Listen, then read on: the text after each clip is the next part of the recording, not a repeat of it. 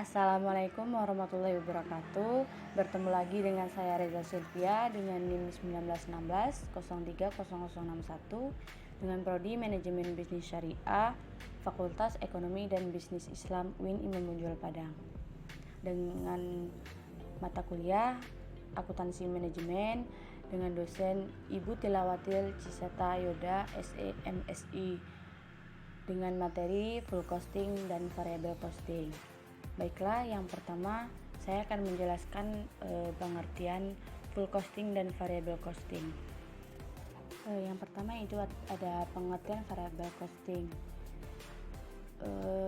Variable costing adalah pengorbanan sumber daya untuk menghasilkan barang dan jasa di mana hanya memperhitungkan biaya variabel saja yang terdiri dari biaya bahan baku langsung yang berhubungan dengan volume kegiatan produksi. Kegunaan biaya variabel costing yaitu membebankan seluruh biaya produksi, perencanaan laba, dan pengambilan keputusan. Selanjutnya ada pengertian full costing. Full costing adalah pengorbanan sumber daya untuk menghasilkan barang dan jasa di mana unsur-unsur biaya bahan baku langsung, biaya tenaga kerja langsung, dan seluruh biaya overhead pabrik baik tetap maupun tidak tetap. Di sini ada kegunaan full costing yaitu untuk menyajikan perhitungan laba rugi untuk pihak luar, menentukan kinerja divisi pabrik, pemasaran, dan divisi administrasi, memisahkan beban menurut fungsi manajemennya.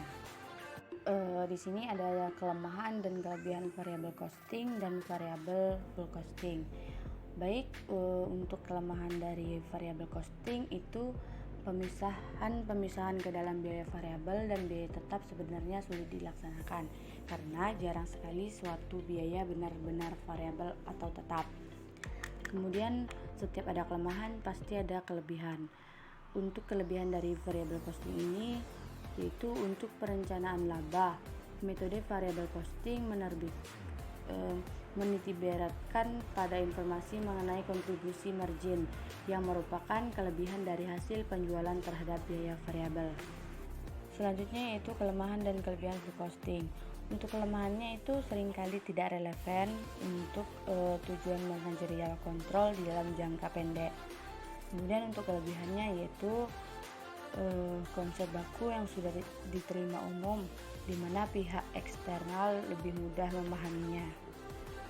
Selanjutnya ada perhitungan harga pokok produk.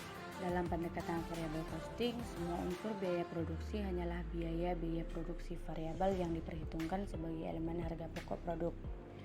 Dalam pendekatan full costing, semua unsur biaya produk menjadi elemen harga pokok produk.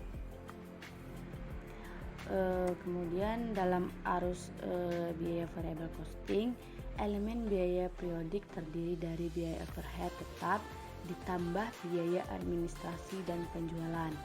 Di dalam elemen harga pokok produknya hanya terdiri dari komponen biaya overhead variabel serta biaya bahan baku dan tenaga kerja langsung, tidak termasuk biaya overhead tetap.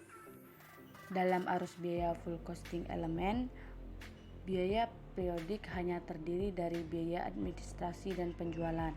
Elemen harga pokok produknya terdiri dari biaya overhead tetap, biaya overhead variabel, serta biaya bahan baku dan tenaga kerja langsung. Selanjutnya ada BOP, BOP tetap, dan BOP variabel. Yang pertama itu ada BOP, yaitu biaya yang tidak berhubungan langsung dengan proses produksi atau pengeluaran lain-lain di luar upah dan biaya produksi. Kemudian BOP tetap adalah biaya yang tidak berhubungan langsung dengan proses produksi yang jumlahnya tidak berubah-ubah, misalnya seperti gaji karyawan, produksi, biaya sewa gedung, pabrik, dan lain-lain. Kemudian ada BOP variabel adalah biaya yang tidak berhubungan langsung dengan proses produksi yang jumlahnya berubah-ubah sesuai dengan aktivis perusahaan, misalnya seperti biaya periklanan, komisi, alat tulis kantor, dan lain-lain. Selanjutnya masuk ke contoh soal laba rugi variable costing dan laporan laba rugi full costing. Di sini ada contoh soal yaitu data produksi keuangan PT Lestari bulan Februari 2022. persediaan awal periodenya itu 0, kemudian produksi itu 2.000 per unit, penjualannya 10.000 per unit dengan harga jual 300 per unit. Kemudian biaya penjualan dan administrasi variabel 12 per unit. Biaya penjualan dan administrasi tetap itu 100.000. Yang jadi tanda tanya di sini adalah data biaya per unit produk. Oke, baik. Di sini ada item biaya, kemudian variable cost dan food cost. Untuk bahan baku pada variable cost itu 60, kemudian tenaga kerjanya itu 120, dan BOP variabelnya 60, dan BOP tetap unitnya 0. Dan untuk full costingnya itu bahan bakunya 60, biaya tenaga kerjanya 120, BOP variabelnya itu 60, BOP tetap atau per unit itu 25. Selanjutnya masuk ke laporan laba rugi variable costing. Untuk penjualannya itu 10.000 dikali dengan 300, dapatnya 3 juta. Dikurangi dengan biaya variabel. Di sini ada HPP variabel yaitu 2.400.000. Di mana datangnya 2.400.000 ini? Dapatnya dari pertambahan dari bahan baku itu sebesar 600, tenaga kerja langsung sebesar 1.200.000, BOP variabel sebesar 600.000, jadi semua totalnya 2.400.000. Dan ada juga biaya penjualan dan umum variabel itu 120, di mana datangnya 120.000 itu dari biaya penjualan umum variabel 12 per unit dikali dengan penjualan 10.000, jadi hasilnya 120.000.